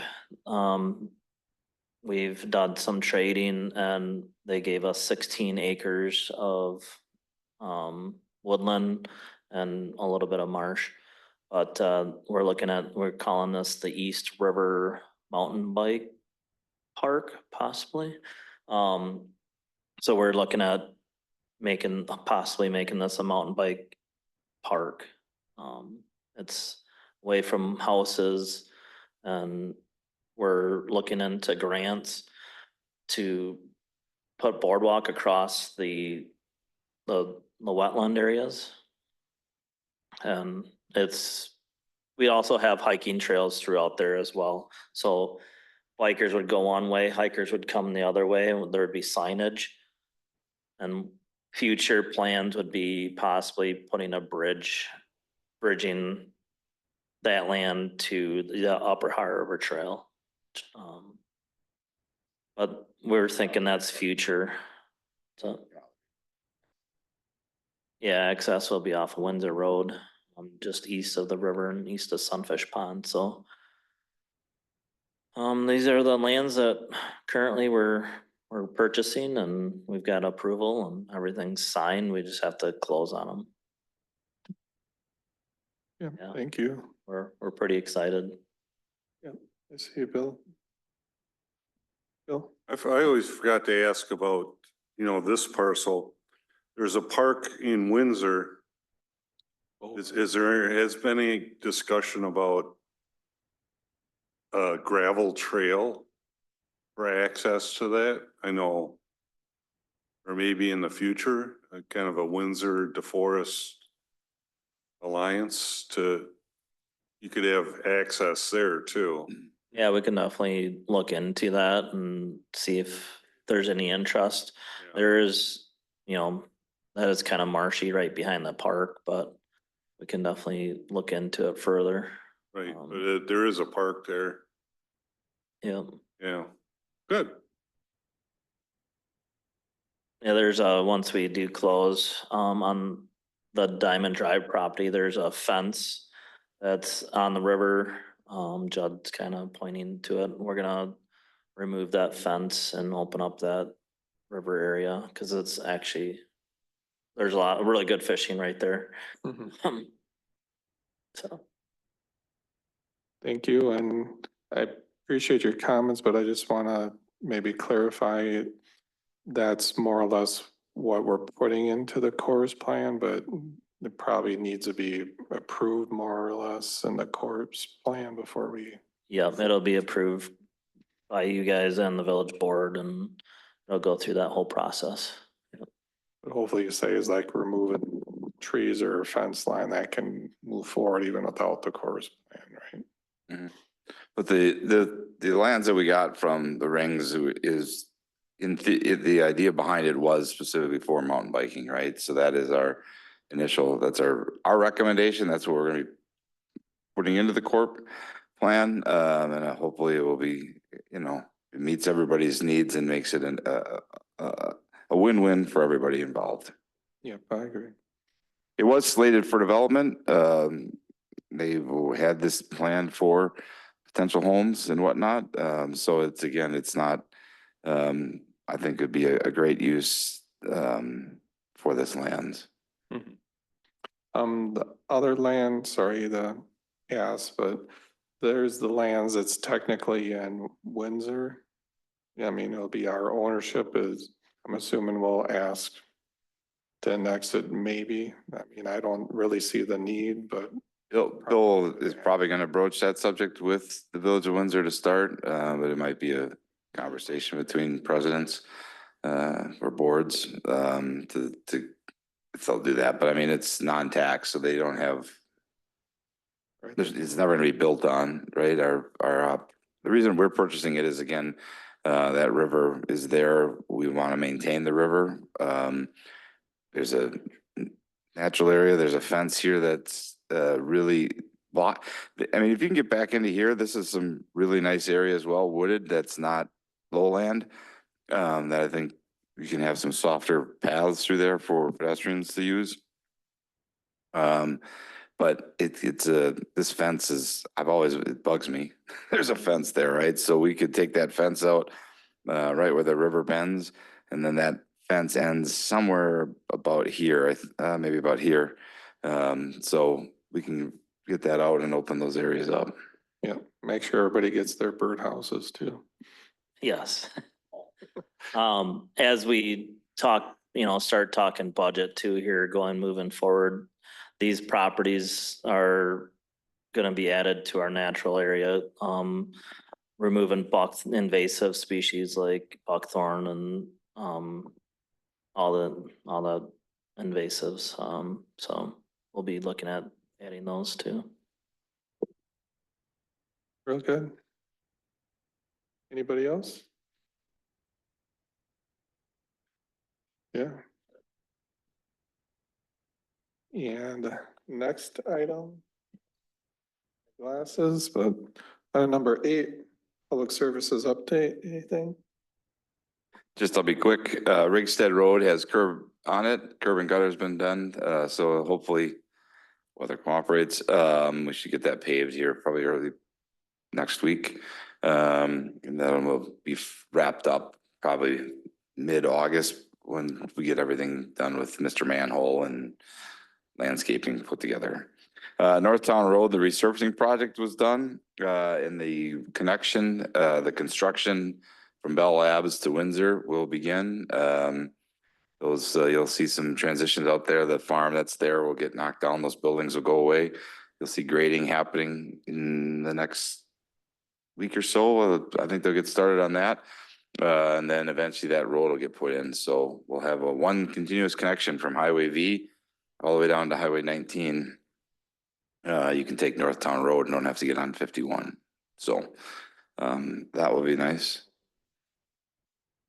Yeah, it should be opened and paved by late October. So November open timeframe, knock on wood. They putting both layers down or? Hmm? Okay. Yep. Hickory Sewer, we had an issue getting underneath Highway V so that we were bringing in the A-team. So we paused a little bit to let them get their crews lined up so we can get their best crew to come in and fix the hump that's in the sewer. So we need to make it sure that it's gravity fed, not storing water anywhere or sewer. So they'll be back in here in August and that should be finished up. Chip sealing's ongoing, currently in the village. I think we're over in Sunnybrook today. They're working crack filling and chip sealing Friday. So it's all beginning, crack sealing, crack filling and chip sealing. So. Thank you. Item 8.2, recreation and community enrichment update. Sam mentioned this earlier, but we are in the process of finalizing our fall winter guide. So that will be released next Thursday. And then we are going to again do the separate registration date so that we allow for the guide to be out and people to peruse it for a few days. So registration will open on Monday, July 29th at 10 a.m. Trying to get it in before the absentee ballots open for elections. So we have the ladies up front are busy enough. We didn't need to add more to it. Trisha did shadow hika for the 4th of July. So we're going to be having a staff meeting here. I think at the end of this week. I don't remember. I put it on the calendar today. I don't remember exactly when I put it. Just to talk about next year to kind of make sure that we're getting prepared for it. It is quite a large undertaking. And so we just want to make sure that it's seamless and, hopefully we can make some small improvements going into next year and spread the work out over a few more people other than just Heike who, was working some extremely long days. So I know we're already in the process of doing some contract negotiations with bands and fireworks because a lot of those groups like to book right away now for next year. So we're trying to make sure that we don't lose any of those great pieces. And then I think I mentioned this before, but we will be getting the corp first draft to you guys hopefully soon. So our plan is to try to make sure that you guys have at least 2 weeks to review it prior to our meeting in August. So we know even for us as staff, it took us a while to be able to go through. So it is quite extensive and we want to give you guys as much time. So as soon as we get that first draft, even if it's more than 2 weeks, we'll send it on to you guys so that you can start reviewing it prior to our meeting and just to kind of update on the timeline for that. So we'll bring it to the August meeting. From there, we will publish it on the Engage to Forest website and allow for public comment. And then we will be doing our second public input meeting at the Family Fun Day on September, I think it's 10th or 11th, whatever that Tuesday, 10th, September 10th. We'll have a booth at that event where people will be able to give input at that point. And then after that night, we'll collect all of that information and then we'll look to make the second draft, which would hopefully be our final draft to then come back to the committee and go through the finalization process. So it might push our date for finalizing it outside of October. And can I ask you, Reese, when it comes at the August meeting, is that a public forum then for that, or is it more committee review? I mean, everybody can talk, but. It's more committee review, but certainly the public is welcome to come and give their feedback for it. I mean, I don't know how other than seeing it in the agenda, which I don't I even, think we'll be posting it on each. at that point, yeah. So there'll be. I think our plan is to post it on Engage the Forest about the same time, right? And I'm sure people can give feedback on that website. And then there's also that meeting that we'll have in August or September, right? There'll be feedback opportunities, but it'll be an ongoing process. I'm sure there's those that are eager to read it that will jump all over it and make comments, and others will, yeah, cool. It sounds like the plan is at least August would be more or less a review. So probably the first time we would potentially have an action on it would be the September meeting. Or October. Yeah. Okay. Probably would be October would be when we would have an action on it. Okay. Because in September, I think it would be too quick of a turnaround to be collecting all of that public input to get it back for that meeting in September. That makes sense. Okay. Thank you. Anything else with item 8.2? Natural resources update. Quercus is out, spot spraying throughout the natural areas, stormwater areas. Just getting little invasive weeds throughout the area. Prairie Fire Court residents, we sent a letter to. They've got makeshift bridges and paths going to the boardwalk and steps and bricks and all sorts of stuff. So we've sent a letter stating that they have to remove their items on public property by July 22nd. So I think that's next week. We'll go out there and inspect. If it's not done, staff will go there and remove it and charge each homeowner for our time and the removal of the mulch, the steps, the wood bridges that are out there. There are some pretty elaborate items along there that we're gonna be removing. Regstead Park, we recently leveled that area for playground, or not playground, soccer and blast ball fields.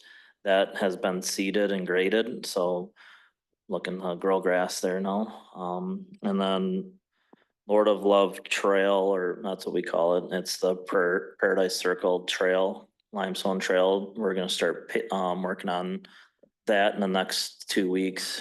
So there'll be some removal of soils and then we'll bring in gravel and pave it. So probably take about a month, I would guess, 'cause staff is gonna do it.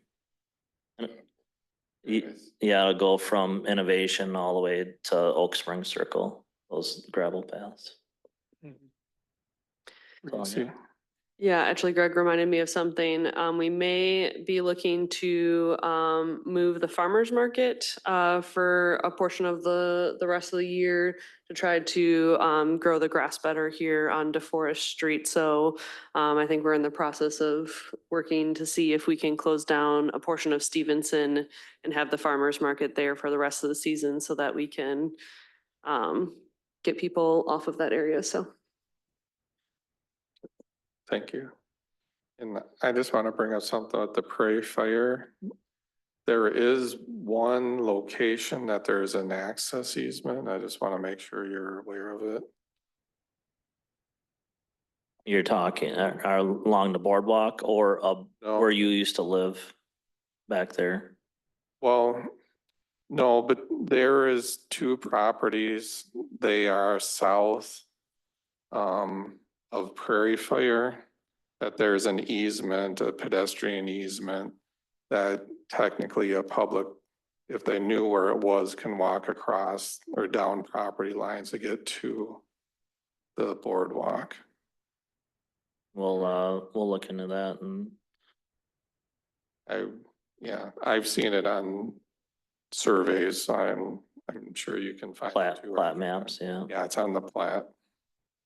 Yeah, we'll look at the plat. I felt like, I don't know, just knowing it, I felt like I wanted to put a sign up. But I did not. Right there.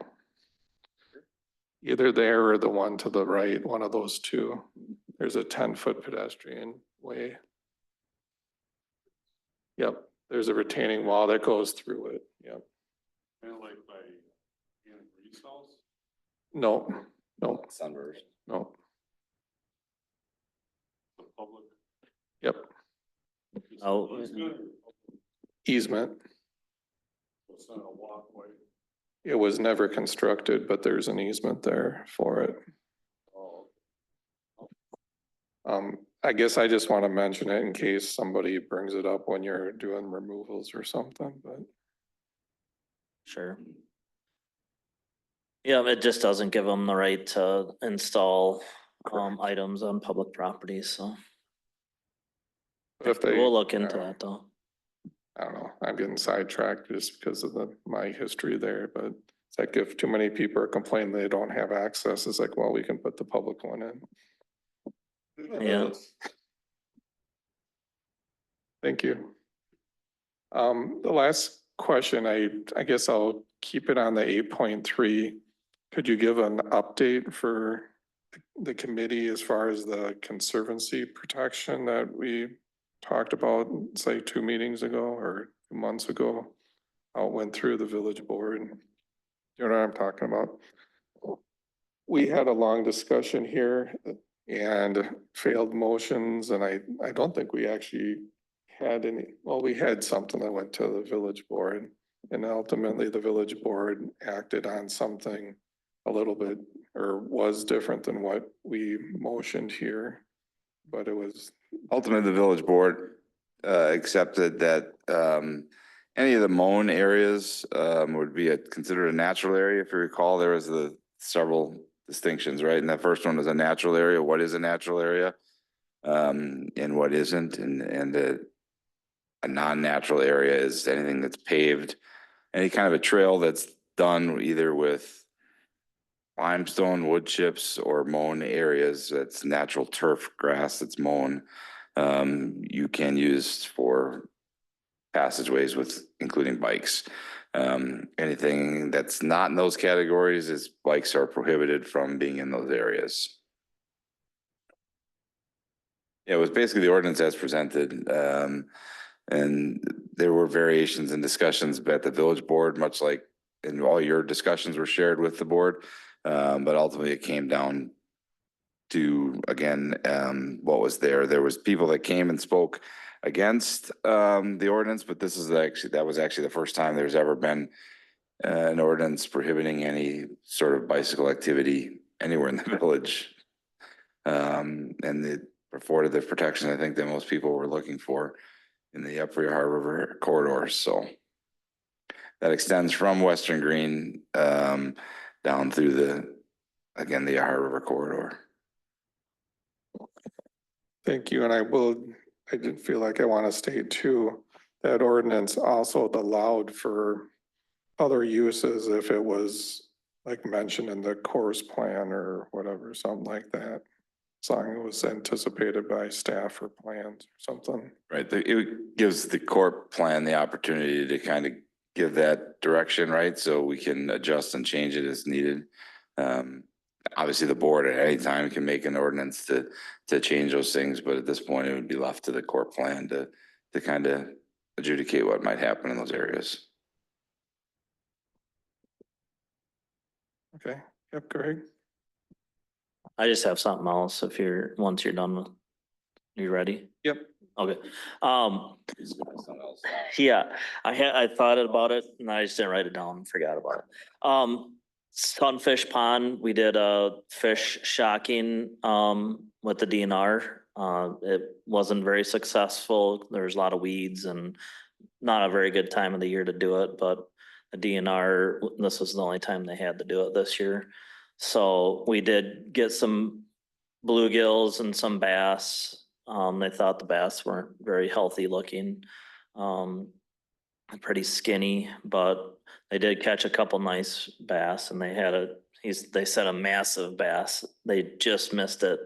And then the bluegills were, the biggest I think they got was like 5.5, 6 inches. So they recommended us that we continue stocking it.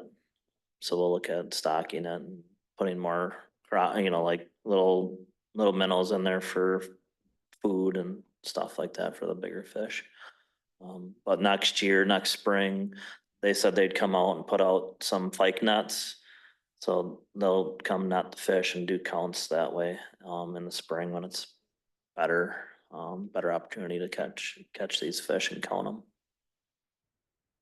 Thank you. My curiosity question, you said how the plants were an issue. Is that just for the shocking or is that something that we should maybe be dredging or something that get better fish out there? So it's the lily pads, they're too thick on the edges, so their electric fingers won't go through the lily pads and shock the fish, so. We do have a weed cutter that we can throw out there that we'll be doing that pretty soon and start removing some areas of lily pads for fishing. And we are getting in contact for somebody to look at our pond and see if we can do anything, control the green. Yeah, we do have green algae in there. So we want to try to control that and get that under control before it gets too bad. So. Thank you. Any other updates? I think I'm done. I think that's it for our agenda. So number 9, any other business that lawfully comes before the Public Service, Parks and Natural Resources Committee? Maybe one thing, do we want to just change our name to Public Services? It seems like we're saying that now, so. I mean, the ordinance is Does written that we're the Public Service Committee. So that is our name.